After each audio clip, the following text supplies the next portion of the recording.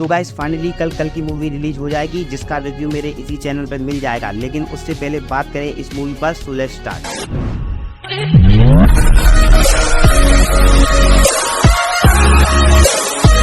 तो सबसे पहले बात करेंगे इसकी स्टोरी की। तो भाई ये एक डिस्टोपियन मूवी होगी जहां अब पीने के लिए साफ पानी नहीं है, सांस लेने के लिए शुद्ध हवा भी नहीं है। आपको याद हो वो भुज्जी और भैरवा में वो वाला सीन जहां एक बंदा पर्वत की शुद्ध हवा बेच रहा होता है 500 यूनिट में। अब बात करेंगे इसके मेन हीरो कल्कि की। तो ये भगवान विष्णु के 10वें अवतार होंगे जो कि पृथ्वी पर जन्म लेकर अंत करेंगे बुराई और कलयुग का। अब अगर युगों की बात करें तो वो 4 युग होते हैं, सतयुग, त्रेतायुग, द्वापर और कलयुग। जहाँ माना ये जाता है कि इनमें से सबसे खतरनाक कलयुग है, क्योंकि कलयुग में अधर्म का बोलबाला होगा। वहाँ वो चीजें होंगी जो कि शायद होनी नहीं चाहिए। अब ये तो ठीक है, लेकिन अब ये प्रोजेक्ट की क्या है? तो प्रोजेक्ट की कल्कि नहीं है, असल में प्रोजेक्ट के कली होगा, क्योंकि भाई सुप्रीम व्यासकिन उस बच्चे को ढूंढ रहा है जो उसकी पावर को अडेप्ट कर सके।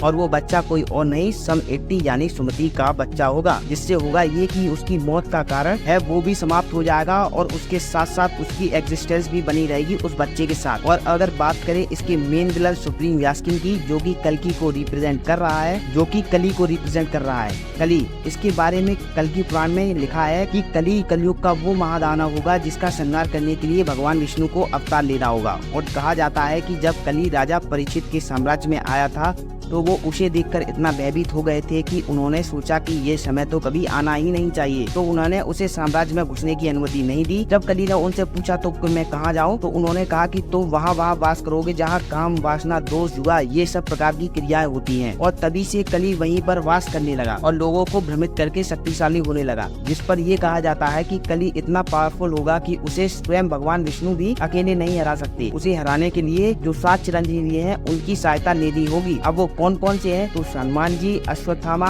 परशुराम, विभीषण, कृपाचार्य, वेदव्यास और राक्षस राज बलि होंगे। तो इन सब की सहायता होगी कली को हराने के लिए। तो लास्ट बात करते हैं द लीजेंड अश्वत्थामा के बारे में। तो हुई अश्वत्थामा। तो अश्वत्थामा गुरु द्रोण के पुत्र थे जो कि शिव जी की कृपा से जन्म लिए थे, एक मणि के साथ, जो कि उन्हें बीमारियां, अस्त्र शस्त्र, दैविक शस्त्रों से सुरक्षित रखती थी। और ये महाभारत में कौरवों की ओर से लड़ रहे थे। और जब युद्ध समाप्ति पर था तो अश्वत्थामा ने ब्रह्मास्त्र का आह्वान किया, जिसके लिए अर्जुन ने भी ब्रह्मास्त्र का आह्वान किया। लेकिन जब वेद व्यास जी ने अश्वत्थामा और अर्जुन को समझाया कि अगर ये दोनों अस्त्र आपस में टकराए तो प्रलय मच जाएगा, सृष्टि का विनाश तय है। जिस पर अर्जुन ने तो ब्रह्मास्त्र को वापस बुला लिया, लेकिन अश्वत्थामा ने वही ब्रह्मास्त्र उत्तरा की कोख में पल रहे बच्चे पर चला दिया, जिसे श्री कृष्ण ने बचा लिया। जिस पर क्रोधित होकर भगवान कृष्ण ने अश्वत्थामा की मणि उससे छीन ली और उसे श्राप दिया कि तुम कलयुग के अंत तक भटकते रहोगे। मणि ना होने की वजह से तुम्हारे ये घाव कभी नहीं भरेंगे। और ये भी हमें ट्रेलर में दिखाया जाता है, जब अश्वत्थामा अपने माथे पर कपड़ा लगाए हुए था तो वहाँ खून निकल रहा था, लेकिन जैसे ही उसे वो मणि वापस मिली तो उसके वो सारे घाव ठीक हो गए और वो डिवाइन पावर भी वापस आ गई जो कि उससे छीन ली गई। खैर बाकी की बात करेंगे कल इसके रिव्यू पर। तो अगर वीडियो अच्छा लगा हो तो लाइक करें।